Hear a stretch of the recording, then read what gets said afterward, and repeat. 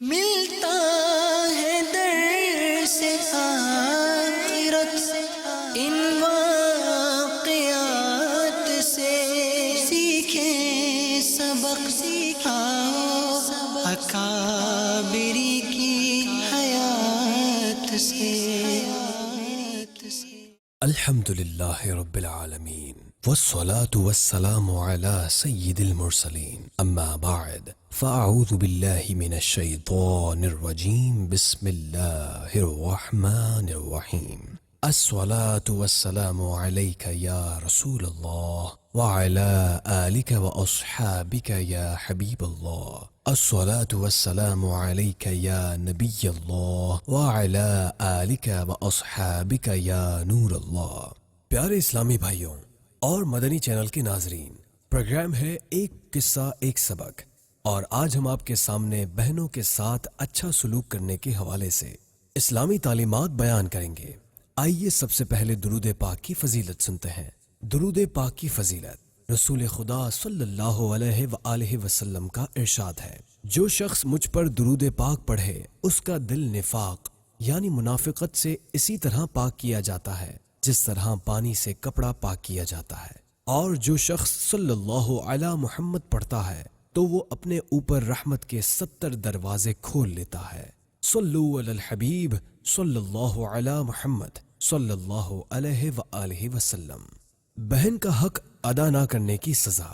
حضرت حامد بن یحییٰ رحمۃ اللہ علیہ فرماتے ہیں، ایک خراسانی شخص 60 سال سے مکہ مکرمہ میں رہتا تھا اور بڑا ہی عابد و زاہد اور امانت دار شخص تھا۔ دن قرآن کریم کی تلاوت میں اور تمام رات طواف کرنے میں گزارتا۔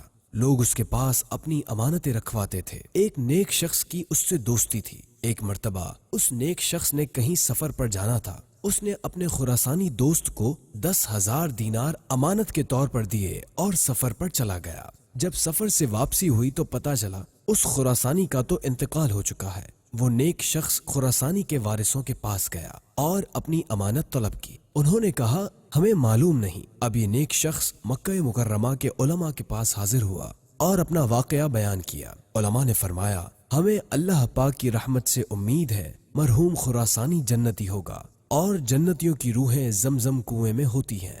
تم آدھی رات کے بعد زمزم کنویں کے اندر جھانک کر اس طرح آواز دینا، اے فلاں بن فلاں، میری دی ہوئی امانت کہاں ہے؟ آپ کو جواب مل جائے گا۔ اس نے ایسا ہی کیا اور 3 دن تک مسلسل کرتا رہا، مگر زمزم کنویں سے جواب نہ آیا۔ اس نیک شخص نے دوبارہ علماء سے رابطہ کیا۔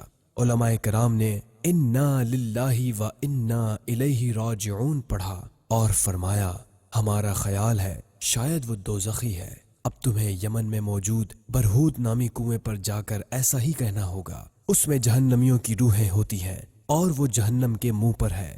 یہ نیک شخص یمن پہنچا اور برہوت نامی کنویں میں جھانک کر آواز دی، اے فلاں بن فلاں، میں نے تمہیں امانت دی تھی، وہ کہاں ہے؟ تھوڑی دیر بعد اس خراسانی شخص کی آواز آئی۔ اس نیک شخص نے افسوس اور پریشانی کے عالم میں اس سے پوچھا، تم تو عبادت گزار اور دنیا سے بیزار شخص تھے، عذاب میں گرفتار ہو کر یہاں کیسے آ گئے؟ خراسانی نے جواب دیا، میری عبادت تم پر ظاہر تھی، مگر میرے ایک گناہ نے میری تمام عبادت کو ضائع کر کے مجھے عذاب میں مبتلا کر دیا۔ میرا گناہ یہ تھا کہ میں نے اپنی ایک معذور بہن سے لاپرواہی برتتے ہوئے قطع رحمی یعنی رشتے توڑے رکھا۔ نہ مجھے بہن کی فکر ہوئی، نہ ہی میں نے کسی سے اس کے بارے میں پوچھا۔ جب میں مر گیا تو اللہ پاک نے اسی بات پر میری پکڑ فرمائی اور ارشاد فرمایا، تو اپنی بہن کو کیسے بھول گیا؟ اس کے پاس کپڑے نہیں تھے اور تو کپڑے پہنے زندگی گزارتا رہا۔ وہ بھوکی رہتی اور تو پیٹ بھر کر کھاتا تھا، وہ پیاسی رہتی اور تو پی کر خوب سیراب ہوتا تھا۔ مجھے اپنی عزت و جلال کی قسم، میں رشتے داری کاٹنے والے پر رحم نہیں کروں گا۔ اسے لے جاؤ اور برہوت کے کنویں میں ڈال دو۔ بس حضرت ملک الموت علیہ السلام نے مجھے اس کنویں میں ڈال دیا اور اب مجھے عذاب دیا جا رہا ہے۔ اے میرے بھائی، تم میری بہن کے پاس جا کر میرے لیے معافی کی درخواست کرو اور مجھے اس عذاب سے نجات پانے کی کوئی صورت نکالو۔ ہو سکتا ہے اللہ پاک مجھ پر رحم فرما دے، کیونکہ اس کی بارگاہ میں رشتے داری کاٹنے کے علاوہ میرا کوئی گناہ نہیں ہے۔ اس نیک شخص نے پوچھا میری امانت کہاں ہے؟ خراسانی نے کہا میرے مکان کے فلاں کونے میں دفن ہے، جا کر وہاں سے نکال لو۔ اس نیک شخص نے اس مکان میں بتائی ہوئی جگہ کھود کر اپنی امانت نکال لی اور خراسانی کی بہن کی تلاش میں اس کے آبائی علاقے کی طرف نکل پڑا۔ معلومات حاصل کر کے اس معذور بہن تک پہنچ گیا اور سارا ماجرا سنا دیا۔ یہ واقعہ سن کر بہن رونے لگی۔ نیک شخص نے اسے بھائی کے لیے دعا کرنے کا کہا تو وہ اپنی محتاجی کی شکایت کرنے لگی۔ نیک شخص نے اس کی ضروریات پوری کی۔ بہن خوش ہو گئی۔ اب یہ شخص واپس مکہ مکرمہ میں لوٹ آیا تو یہ دیکھنے کے لیے کہ اس شخص کو عذاب سے رہائی ملی یا نہیں، ایک روز زمزم کنویں میں آواز دی۔ مرحوم خراسانی نے جواب دیا الحمدللہ، برہوت کنویں سے نجات مل گئی ہے اور اب میں زمزم کنویں میں امن و چین سے ہوں۔ صلو علی الحبیب صلی اللہ علی محمد صلی اللہ علیہ وآلہ وسلم۔ رشتہ توڑنے کی مذمت۔ پیارے اسلامی بھائیوں، دیکھا آپ نے بہن کے ساتھ اچھا سلوک نہ کرنے کی وجہ سے اس خراسانی شخص کی اتنی عبادت کے باوجود اس کی ایک عمل پر پکڑ ہو گئی، وہ عبادت بھی ایسی جو مکے میں کی، جہاں کی ایک نیکی 1,00,000 نیکی کے برابر ہے۔ عبادت میں کیے گئے اعمال بھی کیسے کہ دن بھر کی تلاوت اور ساری رات کا طواف اسے اللہ پاک کی پکڑ سے بچا نہ سکا۔ یاد رکھیے اللہ پاک کس عمل کے سبب بخش دے اور کس گناہ پر پکڑ لے ہمیں اس کا علم نہیں۔ بیان کردہ حکایت سے پتہ چلا کہ ایک نیک بندے کی سالہ سال کی عبادت کے باوجود فقط قطع رحمی یعنی بہن کی دیکھ بھال سے لاپرواہی کے گناہ کی وجہ سے عذاب کے کنویں میں قید کر لیا گیا۔ کتنے افسوس کی بات ہے کہ رشتے کاٹنے کا گناہ آج ہمارے معاشرے میں ایک تکلیف دہ بیماری بن چکا ہے۔ اس سے چھٹکارے کی بظاہر کوئی صورت بھی نظر نہیں آتی۔ کوئی اپنے باپ سے ٹکرایا ہوا ہے تو کسی نے ماں سے لڑ کر اپنا گھر الگ بسایا ہوا ہے۔ کوئی اپنے بھائی سے بگاڑ کر اپنا گھر اجاڑ بیٹھا ہے تو کوئی اپنی سگی بہن سے بگاڑ بیٹھا ہے۔ کسی کی غیروں سے تو اچھی طرح بنی ہوئی ہے مگر خالہ ماموں سے ٹھنی ہوئی ہے۔ چھوٹی چھوٹی باتوں کی وجہ سے آج رشتہ کاٹ دیا جاتا ہے۔ اے عاشقان رسول، خراسانی شخص والے واقعے میں ہمارے لیے بہت عبرت ہے۔ یاد رکھیے ہر رشتہ دار سے تعلق قائم رکھنا شرعاً واجب ہے۔ ان سے لاپرواہی اختیار کرنا، ان سے میل جول نہ رکھنا، خود مالدار ہونے اور ان کے غریب ہونے کی صورت میں ان کی ضروریات کا خیال نہ رکھنا کہ بہن فاقے برداشت کرے اور بھائی ہوٹلز کے کھانوں کے مزے لے۔ بہن مال نہ ہونے کی وجہ سے بچیوں کی شادی نہ کر پائے اور بھائی اپنے بیٹوں کی شادیوں پر ڈھیروں ڈھیر خرچ کرے۔ بہن پرانے کپڑے پہنے اور بھائی ہر روز نئے کپڑے پہنے۔ بہن اچھے کپڑے پہننے کے لیے ترسے اور بھائی دوسروں کو مہنگے مہنگے لباس تحفے میں دے۔ بہن کے پاس بیماری کا علاج کروانے کے پیسے نہ ہوں اور بھائی اپنی سالگرہ اور بچوں کی سالگرہ میں پیسوں کو پانی کی طرح بہا رہا ہو۔ بیوہ یا غریب بہن اپنے بچوں کو پالنے کے لیے گھروں کے برتن دھونے یا کسی آفس میں کام کرنے پر مجبور ہو یا گھر بیٹھ کر ٹیوشن پڑھائے یا سلائی کر کے اپنا گزارا کرے اور بھائی شادی کی سالگرہ یعنی اینیورسری منا رہا ہو۔ بہن پیسے نہ ہونے کی وجہ سے گھر میں ہی بیماری سے رو رہی ہو اور بھائی اپنے دوستوں کی محفل میں کہے لگا رہا ہو۔ یہ اسلام کو پسند نہیں، بلکہ اسلام اس بات کی تعلیم دیتا ہے کہ اگر تمہارے بھائی بہن محتاج ہوں اور تمہیں اللہ پاک نے مال و دولت سے نوازا ہو تو بھائیوں اور بہنوں کی وراثت کے مطابق کفالت کرنا واجب ہے۔ اپنے رشتہ داروں سے تعلق رکھنا اتنا اہم ہے کہ تمام شریعتوں میں اس کا مستقل حکم ہے اور تمام امتوں پر اسے واجب ٹھہرایا گیا ہے۔ اللہ پاک کے پیارے نبی حضرت یعقوب علیہ السلام کی اولاد سے توحید پر ایمان لانے اور والدین سے اچھے سلوک کے بعد قریبی رشتہ داروں سے صلہ رحمی کا وعدہ لیا گیا۔ خونی رشتوں کا لحاظ اس قدر اہم ہے کہ اسلام سے قبل بھی اس رشتے کو مضبوط رکھنے کے لیے اللہ پاک نے اپنے نبیوں کے ذریعے اس پر عمل کرنے کا وعدہ لیا اور قرآن کریم میں بھی جگہ بہ جگہ اس کا تذکرہ فرمایا۔ میرے آقا دو عالم کے داتا صلی اللہ علیہ وآلہ وسلم نے فرمایا، رشتہ داری توڑنے والا جنت میں نہیں جائے گا۔ جو شخص اپنے بھائی کی حاجت روائی میں رہتا ہے تو اللہ پاک اس کی حاجت روائی میں رہتا ہے۔ جو دوسرے بھائی سے تکلیف دور کرتا ہے اللہ پاک قیامت کے دن اس کی تکلیف دور فرمائے گا۔ رشتہ داروں سے اچھا سلوک رزق میں کثرت اور عمر میں برکت کا باعث ہے۔ صلو علی الحبیب صلی اللہ علی محمد صلی اللہ علیہ وآلہ وسلم۔ اے عاشقان رسول، اسلام ایسا پیارا دین ہے کہ جس کے احکام آسان اور اس میں زندگی کا پورا نظام بنا ہوا ہے۔ اسلام میں ماں کے پیٹ میں آنے کے وقت سے لے کر قبر میں جانے تک کا پورا نظام ہے۔ زندگی کے ہر شعبے کے قوانین اس میں موجود ہیں۔ بچے کو دودھ پلانا، دودھ چھڑانا، پرورش کرنا، تعلیم، روزگار، شادی، غمی، خوشی کے سارے احکام تفصیل کے ساتھ بیان کر دیے گئے ہیں۔ امیر، غریب، سلطان، وزیر، دنیا کو چھوڑنے والا اور بیوی بچوں والا، سب کے لیے قانون بنا دیے گئے ہیں۔ اس کے ساتھ اسلام کے احکام نہایت ہی آسان ہے کہ جس پر ہر شخص عمل کر سکے۔ اسلام اور خاندانی نظام۔ پیارے اسلامی بھائیوں، دین اسلام کی یہ خصوصیت ہے کہ زندگی کا کوئی بھی مرحلہ ہو، اسلام نے اپنے کسی بھی حکم میں یہ احساس نہیں ہونے دیا کہ اس نے کسی شخص یا زندگی کے کسی پہلو کو نظر انداز کیا ہو یا کسی کی پہچان کو ختم کرنے کی کوشش کی ہو۔ اسلام نے خاندانی نظام کو مضبوط رکھنے کے ایسے احکام بیان فرمائے ہیں کہ جن پر عمل کرنے سے نہ صرف خاندان مضبوط رہتا ہے بلکہ معاشرہ بھی مضبوط ہو جاتا ہے۔ اسلام نے جہاں اولاد کو والدین کے سامنے اف تک نہ کرنے کا حکم دیا، وہیں پر والدین پر اولاد کی مکمل تربیت کی ذمہ داری ڈالی گئی اور فرما دیا کہ تم میں سے ہر ایک نگران ہے اور ہر ایک سے اس کے ماتحت کے بارے میں پوچھا جائے گا۔ میاں بیوی کے درمیان ہر ایک کی الگ الگ ذمہ داری ڈالی گئی اور فرمایا گیا کہ جس طرح عورتوں پر شوہروں کے حقوق کی ادائیگی واجب ہے، اسی طرح شوہروں پر عورتوں کے حقوق کی رعایت لازم ہے اور مردوں کو فضیلت حاصل ہے۔ ایک گھرانے میں اگر والدین کے علاوہ یا والدین ہی میں کوئی نگران ہے اور بقیہ اس کے زیر کفالت ہیں تو حکم دیا گیا کہ جو حاکم اپنے ماتحتوں کے لیے دروازہ بند کر لیتا ہے، اللہ پاک اپنی رحمت کے دروازے اس کے لیے بند کر دیتا ہے۔ ایک طرف خرچ کرنے والوں کو ایسی ترغیب کے فرمایا گیا پڑوسیوں کی وجہ سے شوربہ زیادہ بناؤ، مگر دوسری طرف یہ بھی فرما دیا گیا کہ کسی کے آگے ہاتھ مت پھیلاؤ کیونکہ اوپر والا ہاتھ نیچے والے ہاتھ سے بہتر ہے۔ مردوں کو نگاہیں نیچی رکھنے کا حکم دیا گیا تو دوسری طرف عورتوں کو اپنی زینت ظاہر نہ کرنے اور گھر سے باہر نہ نکلنے کا حکم دیا گیا۔ ایک طرف یہ حکم دیا گیا کہ تہمت کی جگہ پر مت جاؤ تو دوسری طرف یہ بھی فرمایا گیا کہ کسی کے بارے میں بدگمانی مت کرو۔ بڑوں کو حکم کہ چھوٹوں سے شفقت سے پیش آئیں تو چھوٹوں کو حکم کہ بڑوں کا ادب کریں۔ یہ ہے اسلام کا خاندانی نظام کہ جس کے تحت ہر ایک کے لیے ایسا پیارا اصول بیان فرما دیا کہ ان پر عمل کرنے کی صورت میں آپس میں پیار و محبت کی وہ مثال قائم ہو سکتی ہے کہ لوگوں میں باہمی جھگڑا، بغض و کینہ، حسد و تکبر اور ایک دوسرے کی جان لینے کی مذموم واردتیں ختم ہو جائیں اور ہر گھر امن کا گہوارہ بن جائے۔ آئیے اب سنتے ہیں کہ ہمارے بزرگان دین کا خاندانی نظام کیسا ہوتا تھا اور ان کا اپنے خونی رشتہ داروں سے تعلق کیسا تھا، بہن بھائی کا باہمی تعلق کیسا ہو۔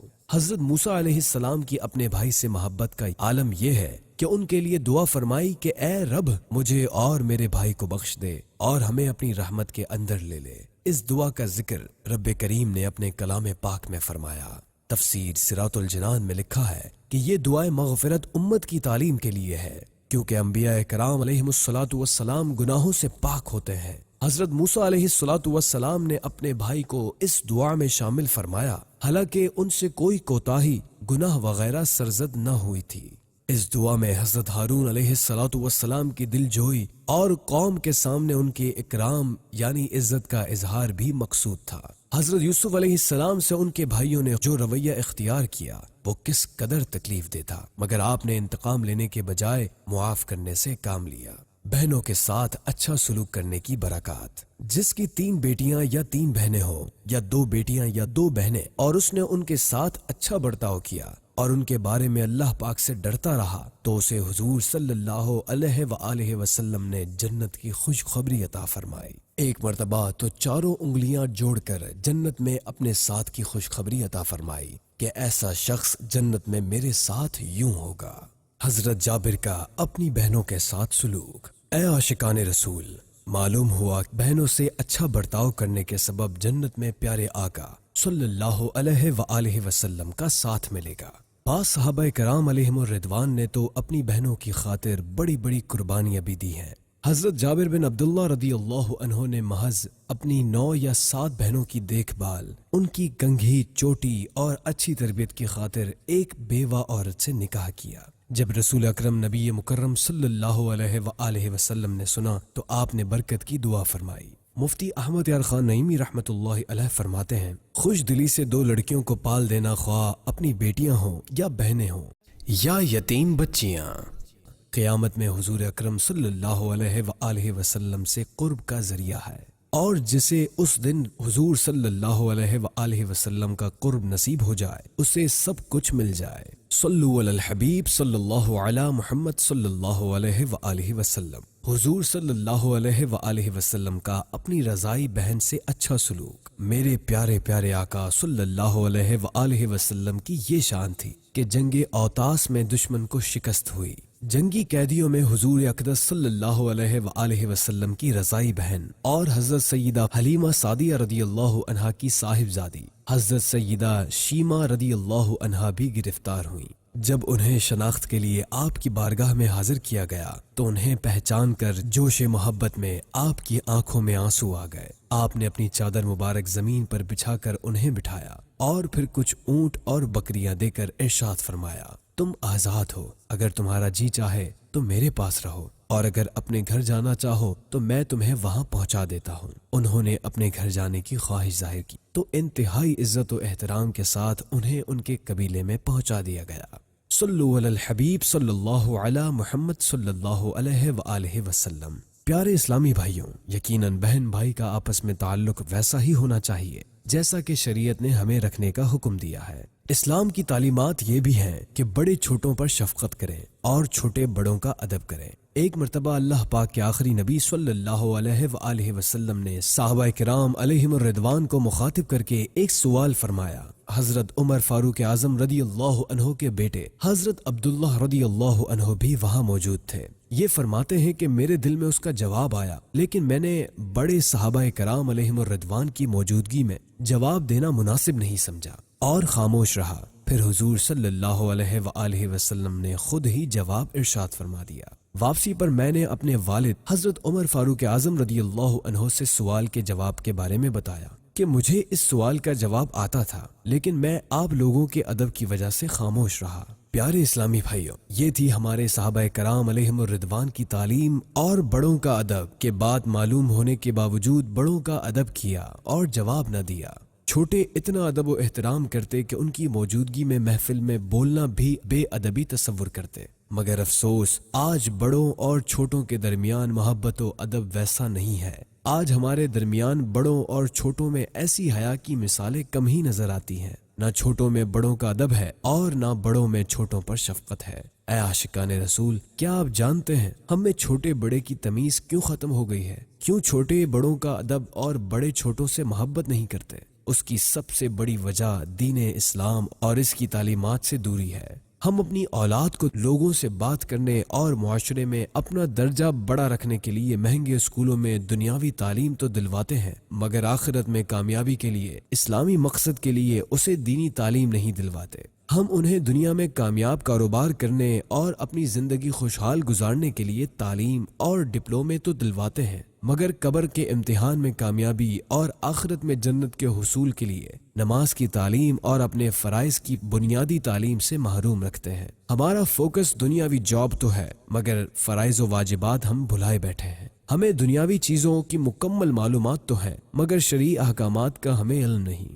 یاد رکھیے، دنیا کی ساری کامیابیاں اسلام کی تعلیمات میں پوشیدہ ہیں۔ اسلامی تعلیم ہی وہ تعلیم ہے جو دنیا میں بھی کامیاب بناتی ہے اور آخرت میں بھی کامیابی دلواتی ہے۔ آج عام طور پر دنیاوی تعلیم حاصل کرنے کا بڑا مقصد مال کا حصول ہے، جبکہ دین اسلام کی تعلیم یہ ہے کہ تم اپنے خونی رشتہ داروں کے ساتھ نیک برتاؤ کرو، اللہ پاک تمہارا رزق بڑھا دے گا۔ زیادہ دیر زندہ رہنے اور زندگی سے لطف اٹھانے کے لیے ورزش اور مختلف غذاؤں کا سہارا لیا جاتا ہے، مگر اسلام کی تعلیمات یہ ہیں کہ اپنی خونی رشتوں سے اچھا سلوک کرو، تمہاری عمر میں برکت ڈال دی جائے گی۔ آج مال کی خاطر بہن بھائیوں کو چھوڑ دیا جاتا ہے، مگر اسلام کی تعلیمات یہ ہیں کہ بہن بھائیوں سے تعلق رکھو، تمہارے مال میں برکت ڈال دی جائے گی۔ آج معاشی طور پر مضبوط ہونے کے لیے اپنے قریبی رشتوں سے تعلق توڑ لیا جاتا ہے اور خود اکیلے رہ کر ڈپریشن اور طرح طرح کی بیماریوں کا شکار ہو جاتے ہیں، جبکہ اسلامی تعلیم پر عمل کرنے والے اپنے رشتوں کو جوڑ کر اپنے رزق و عمر میں برکت پانے کے ساتھ ساتھ ان ہلاک کرنے والی بیماریوں سے بھی دور رہتے ہیں۔ آج دنیا کو حاصل کرنے کے لیے رات دن ایک کر کے اور اپنے بہن بھائیوں سے تعلق توڑ کر خوب مال و دولت حاصل کر لیتے ہیں، مگر بے سکونی اور بڑی بڑی بیماریوں میں مبتلا بھی ہو جاتے ہیں۔ اسی دنیا کے دنیاوی دانشور اس بات کو تسلیم کرتے ہیں کہ انسان اپنے خونی رشتوں سے دور رہ کر طرح طرح کی بیماریوں کا شکار ہو گیا ہے۔ اسی وجہ سے لوگوں میں عدم برداشت اور تنہائی کا احساس تیزی سے پھیل رہا ہے اور لوگ ایک دوسرے سے بہت جلد جھگڑا کر لیتے ہیں۔ یہ جب تک اپنے خاندانی نظام کے ساتھ زندگی گزار رہا تھا تب تک یہ بے سکونی اور طرح طرح کی نئی بیماریوں سے بچا ہوا تھا، مگر جب اس نے اس نظام سے منہ موڑ کر اپنی الگ سے زندگی بسر کرنا شروع کی تب سے اسے طرح طرح کی بیماریوں نے جکڑ لیا۔ اے عاشقان رسول، آئیے ہم اسلام کے احکام کو تھام لیں کہ اسی میں دونوں جہاں کی بھلائیاں ہیں۔ آئیے ہم دل سے بغض و کینہ کو دور کر کے اپنے خونی رشتوں سے تعلق کو قائم کریں گے۔ رشتہ داروں سے اچھا سلوک کرنے سے اللہ پاک کی رضا حاصل ہوتی ہے۔ رشتہ داروں سے اچھا سلوک کرنے سے فرشتے خوش ہوتے ہیں۔ رشتہ داروں سے اچھا سلوک کرنے والے کی تعریف کی جاتی ہے۔ رشتہ داروں سے اچھا سلوک کرنے سے شیطان کو رنج پہنچتا ہے۔ رشتہ داروں سے اچھا سلوک کرنے سے عمر بڑھتی ہے۔ رشتہ داروں سے اچھا سلوک کرنے سے رزق میں برکت ہوتی ہے۔ رشتہ داروں سے اچھا سلوک کرنے سے فوت ہو جانے والے مسلمان باپ دادا خوش ہوتے ہیں۔ رشتہ داروں سے اچھا سلوک کرنے سے آپس میں محبت بڑھتی ہے۔ رشتہ داروں سے اچھا سلوک کرنے سے وفات کے بعد ثواب میں اضافہ ہو جاتا ہے، کیونکہ جب لوگوں کو اس کا احسان یاد آتا ہے تو لوگ اس کے حق میں دعائیں خیر کرتے ہیں۔ رشتہ داروں سے اچھا سلوک کرنا قیامت کے دن حساب سے بچائے گا۔ رشتہ داروں سے اچھا سلوک کرنے سے اچھی موت نصیب ہوگی اور ایسا شخص قیامت کے دن عرش کے سائے میں ہوگا انشاءاللہ۔ اے عاشقان رسول، ہم نے سنا کہ صلہ رحمی یعنی رشتہ داروں کے ساتھ اچھا سلوک کرنا واجب ہے اور اس کے بہت سے فوائد ہیں۔ آئیے جانتے ہیں کہ یہ رشتہ داروں سے اچھا سلوک ہے کیا۔ امیر اہل سنت بانی دعوت اسلامی حضرت علامہ مولانا ابو بلال محمد الیاس ستار قادری رضوی دامت برکاتہم العالیہ رشتہ داروں کے ساتھ اچھے سلوک کی بہت پیاری وضاحت فرماتے ہوئے لکھتے ہیں، صلہ رحمی یعنی رشتہ داروں کے ساتھ سلوک کی مختلف صورتیں ہیں۔ ان کو ہدیہ و تحفہ دینا، اور اگر ان کو کسی بات میں تمہاری امداد درکار ہو تو اس کام میں ان کی مدد کرنا، انہیں سلام کرنا، ان کی ملاقات کو جانا، ان کے پاس اٹھنا بیٹھنا، ان کے ساتھ لطف و مہربانی سے پیش آنا۔ رشتہ داروں سے صلہ رحمی کرنا واجب ہے۔ اے عاشقان رسول، شریعت نے درجہ بدرجہ سٹیپ بائی سٹیپ رشتہ داروں سے اچھا سلوک کرنے کا حکم دیا، جس سے جتنا قریبی رشتہ ہے اس کے ساتھ اتنا ہی زیادہ صلہ رحمی کا حکم دیا ہے۔ علامہ یحییٰ بن شرف نووی رحمۃ اللہ علیہ حسن سلوک کے سب سے زیادہ مستحق افراد کی ترتیب بیان کرتے ہوئے فرماتے ہیں، حسن سلوک کی سب سے زیادہ حقدار ماں ہے، پھر باپ، پھر اولاد، پھر دادا اور دادی، پھر بہن اور بھائی، پھر تمام خونی رشتے یعنی چچا، پھپھی، ماموں اور خالہ۔ اب ان میں سے جن سے جتنا قریبی تعلق ہے اسے دوسروں پر ترجیح حاصل ہوگی۔ ایسے رشتے دار جن کا تعلق ماں اور باپ دونوں کے ساتھ ہے انہیں ان رشتے داروں پر ترجیح دیں گے جن کا تعلق فقط ماں یا باپ کے ساتھ ہے۔ اس کے بعد چچا، پھپھی، ماموں اور خالہ کی اولاد بھی، پھر ان کے بعد سسرالی رشتے داروں کا حق ہے، پھر درجہ بدرجہ دوست کا حق ہے، پھر پڑوسی کا حق ہے۔ دور کے رہنے والے رشتے دار کو پڑوسی پر ترجیح دیں گے، اور اگر قریبی رشتے دار دوسرے شہر میں رہتا ہو تو اسے بھی اجنبی پڑوسی پر مقدم کریں گے۔ رشتے داروں کے ساتھ تعلقات توڑنے کی نحوست۔ پیارے اسلامی بھائیوں، جس طرح صلہ رحمی کرنے پر طرح طرح کے انعامات ہیں، اسی طرح رشتوں کو توڑنے پر بھی طرح طرح کی وعیدیں ہیں۔ تفسیر صراط الجنان میں ہے، جو لوگ اللہ پاک نے جو صلہ رحمی کرنے اور رشتہ داری جوڑنے کا حکم دیا ہے اسے توڑتے ہیں، کفر اور گناہوں کا ارتکاب کر کے زمین میں فساد پھیلاتے ہیں، ان کے لیے قیامت کے دن اللہ پاک کی رحمت سے دوری ہے اور ان کے لیے برا گھر یعنی جہنم ہے۔ پیارے اسلامی بھائیوں، رشتہ داروں سے تعلق توڑنے میں کوئی بھلائی نہیں بلکہ نقصان ہی نقصان ہے۔ یہ اتنا اہم کام ہے کہ اس کے بارے میں کل بروز قیامت سوال ہوگا کہ کیا آپ نے خونی رشتہ داروں سے تعلق قائم رکھا؟ اپنے رشتہ داروں سے تعلق توڑنے والا کتنا بد نصیب ہے، اس کا اندازہ اس بات سے لگائیے کہ اللہ پاک کے آخری نبی صلی اللہ علیہ وآلہ وسلم نے فرمایا کہ رشتہ داروں سے قطع رحمی کرنے والا جنت میں نہیں جائے گا۔ ایک اور جگہ فرمایا وہ جنت کی خوشبو بھی نہیں سونگھ سکے گا۔ رشتہ داروں سے تعلق ختم کرنے والا ایسا بدبخت ہے کہ اس پر آسمان کے دروازے بند کر دیے جاتے ہیں۔ رشتہ داروں سے تعلق توڑنے والے کو صحابہ کرام اپنی مجلس سے نکال دیا کرتے تھے۔ ہم اللہ پاک کی پناہ مانگتے ہیں اور اس سے عافیت طلب کرتے ہیں کہ وہ ہمیں ایسے جرم سے محفوظ رکھے اور اپنی رحمت کے دروازے ہم پر بند نہ فرمائے۔ آمین۔ پیارے اسلامی بھائیوں، آج کے پروگرام کا وقت اختتام کی طرف بڑھ رہا ہے۔ آئندہ ایک نئے واقعے اور سبق کے ساتھ حاضر ہوں گے، تب تک کے لیے اجازت دیجیے۔ ملتے